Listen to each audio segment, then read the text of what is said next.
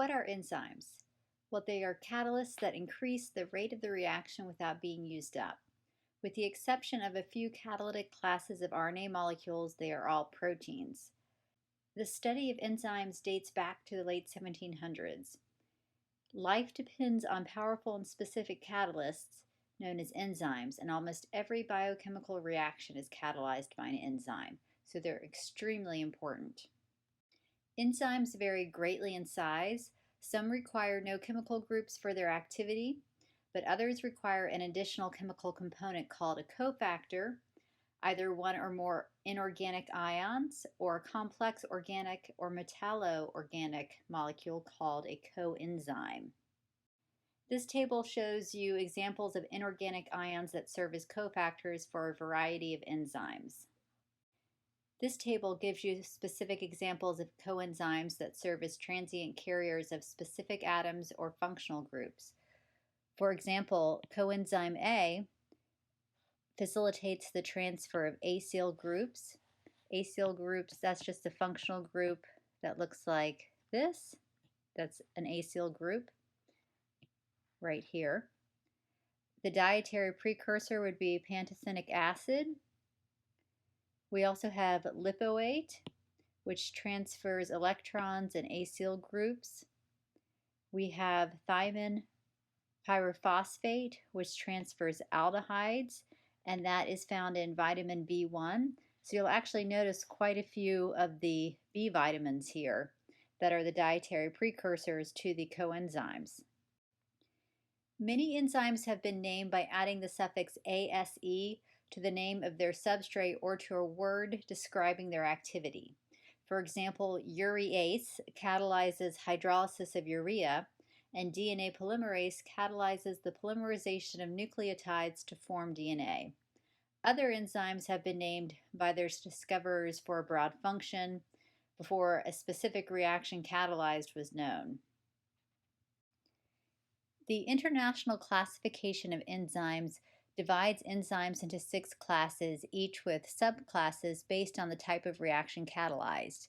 Each enzyme is assigned a 4-part classification number and a systematic name, which identifies the reaction it catalyzes.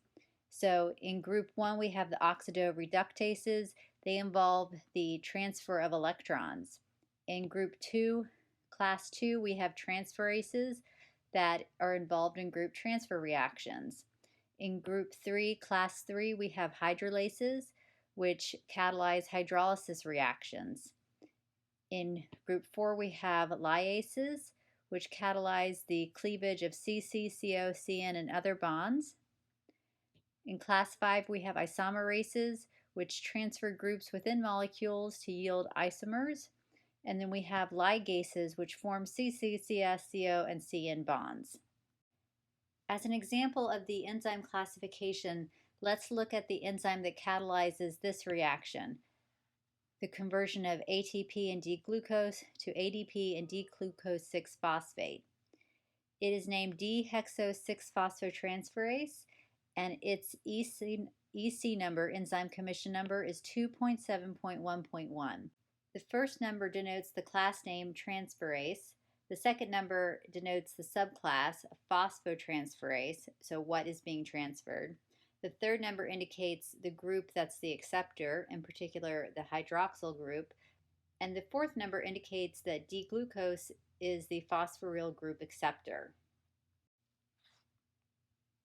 This is a website where you can search for a particular EC number. You would just enter the number in the search there, and it gives you other names that are also associated with that particular enzyme. And then you can go up a level in the hierarchy, and then you see that you have phosphotransferases with an alcohol group as an acceptor. And there are a variety of those. And then if you go up to the subclass 2.7, you can see that now you have transferring phosphorus-containing groups in that subclass.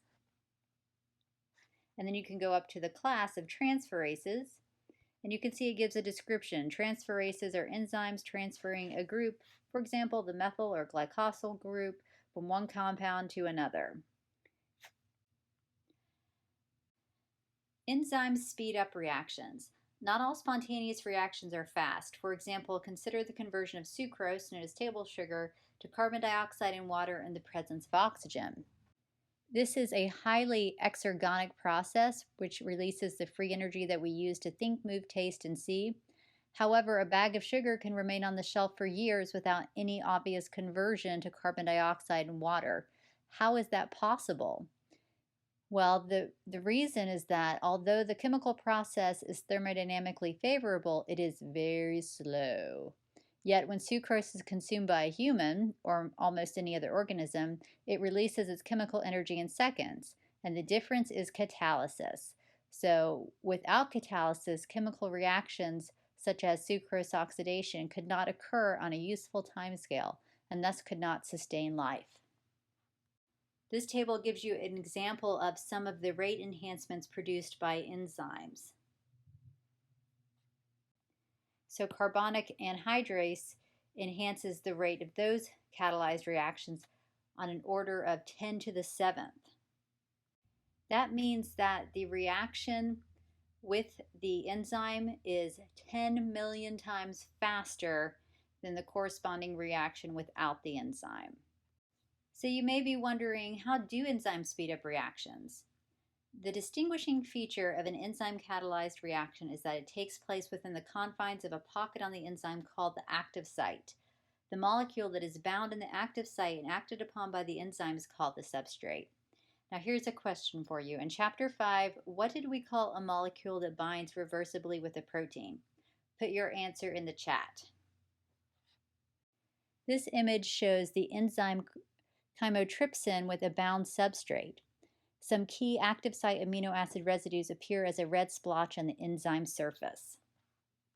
Now we're going to talk about the thermodynamics of enzymatic catalysis. First of all, it's important to know that they do not affect the equilibrium, which means that they cannot affect the overall free energy of the reaction. What they can change is the activation energy for the reaction. So slow reactions face significant activation barriers, and enzymes speed up the reactions by decreasing this. And the delta G for the activation barrier is referred to as delta G with this symbol. Now let's look again at a reaction coordinate diagram that we've seen in the past. So here on the y-axis we have the free energy plotted, and then on the x-axis it's the progress of the reaction, so as the reaction proceeds. And then S would be the substrate, P would be the product. And this hill is the transition state. Now the energy between the substrate and the final product, that's the overall delta G for the reaction. So if that's negative, the reaction's spontaneous. If it's positive, it's non-spontaneous. This energy here, that's the activation energy. That's the energy required for the substrate to reach the high energy transition state. In order for the reaction to take place, the molecules, the substrate molecules, must overcome this hill, this energy barrier, and therefore must be raised to a higher energy level. At the top of the energy hill is a point at which decay to the substrate or the product is equally probable. It is downhill either way. This is called the transition state. The transition state is not a chemical species that can be isolated or has any significant stability, so it should not be confused with a reaction intermediate. It is simply a fleeting molecular moment in which events such as bond breakage, bond formation, and charge development have proceeded to the precise point at which decay to substrate or decay to product are equally likely.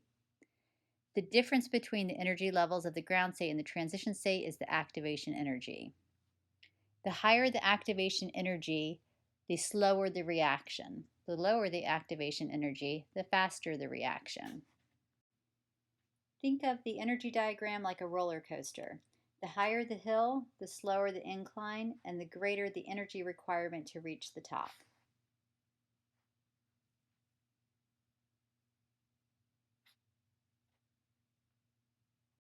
Enzymes work by decreasing the activation energy. So here we have in the black line the uncatalyzed reaction, and in the blue line the catalyzed reaction.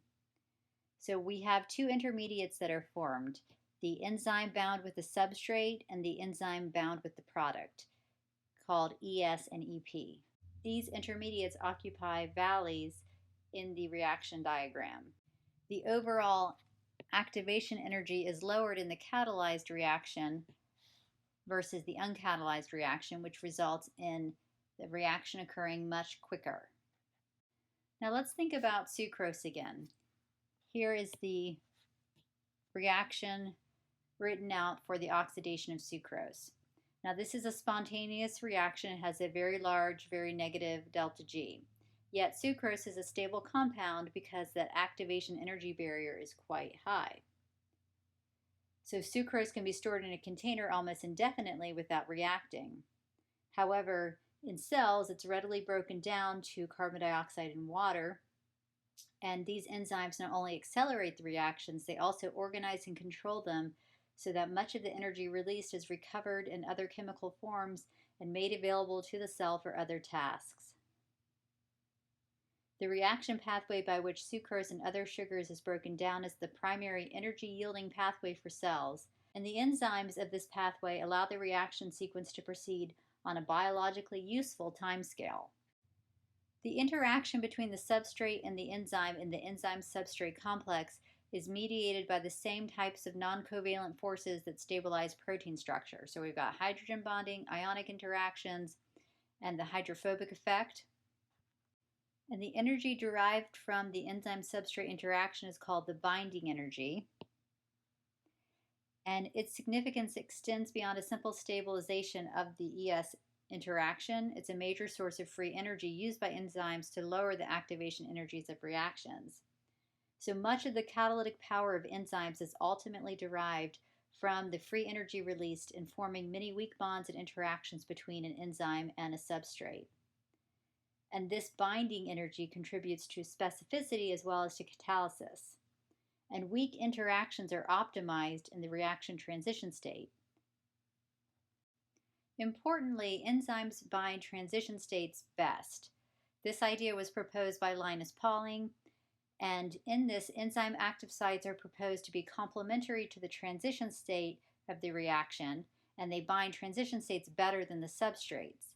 And stronger and additional interactions with the transition state as compared with the ground state lower the activation barrier. Now consider an imaginary reaction, the breaking of a metal stick. The uncatalyzed reaction is shown here in A. Now let's imagine two imaginary enzymes, two stickaces if you will. We first design an enzyme perfectly complementary to the substrate shown in B. The active site of the stickase is a pocket lined with magnets. To react or break, the stick must reach the transition state of the reaction, but the stick fits so tightly in the active site that it cannot bend, because bending would eliminate some of the magnetic interactions between stick and enzyme. So look at the corresponding energy coordinate diagram. The enzyme substrate complex is so low in energy that it essentially forms this well, and then everything gets funneled there and can't overcome now this huge barrier to get to product. So such an enzyme would actually impede the reaction, stabilizing the substrate instead. So the ideal situation is where the enzyme is not complementary to the substrate, but to the transition state. So here, if we have an enzyme complementary to the transition state, the enzyme destabilizes the stick, contributing to catalysis, and the binding energy of the interactions compensates for the increase in free energy required to bend the stick, shown here. Now you see in this reaction coordinate diagram that the activation energy is lowered, but the ES is not so stable as to impede the reaction from progressing. Now that was an imaginary reaction, but real enzymes work on an analogous principle. So some weak interactions are formed in the enzyme-substrate complex, but the full component of such interactions between substrate and enzyme is formed only when the substrate reaches the transition state. The free energy or binding energy released by the formation of these interactions partially offsets the energy required to reach the top of that energy hill. Even on the enzyme, the transition state is not a stable species, but a brief point in time that the substrate spins atop an energy hill. The enzyme catalyzed reaction is much faster than the uncatalyzed process, however, because the hill is much smaller. The important principle is that weak binding interactions between the enzyme and a substrate provide a substantial driving force for enzymatic catalysis. The groups on the substrate that are involved in these weak interactions can be at some distance from the bonds that are broken or changed. And those weak interactions formed only in the transition state are those that make the primary contribution to catalysis. Conceptually, specificity is easy to distinguish from catalysis. However, experimentally, this distinction is often more difficult to make because they both arise from the same phenomenon. So specificity is referring to an enzyme specifically binding particular substrates. So it's able to discriminate between a substrate and a competing molecule. If an enzyme active site has functional groups arranged optimally to form a variety of weak interactions with a particular substrate in the transition state, the enzyme will not be able to interact to the same degree with any other molecule, hence giving it specificity. For example, if the substrate has a hydroxyl group that forms a hydrogen bond with a specific glutamate residue on the enzyme, any molecule lacking that hydroxyl group at that particular position will be a poorer substrate for the enzyme. So let's discuss more about how enzymes lower the activation energy. First, the binding energy constrains the substrates in the proper orientation to react. So all reactions require a collision of molecules, and they must collide at just the right orientation. And those types of collisions do not occur randomly in solution that often. Indeed, they can be exceedingly rare. Substrates can be precisely aligned on the enzyme, however, with many weak interactions between each substrate and strategically located groups on the enzyme clamping the substrate molecules into the proper positions. Second, formation of weak bonds between substrate and enzyme results in desolvation of the substrate, and the enzyme-substrate interactions replace most or all of the hydrogen bonds between the substrate and water that would otherwise impede the reactions. Here is a picture of that happening.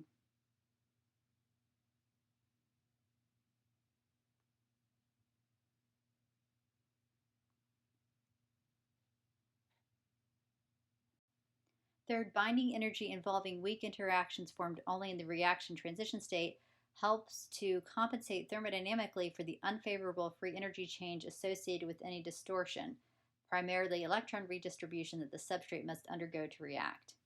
And fourth, the enzyme itself will undergo a conformational change when the substrate binds, and this is referred to as induced fit.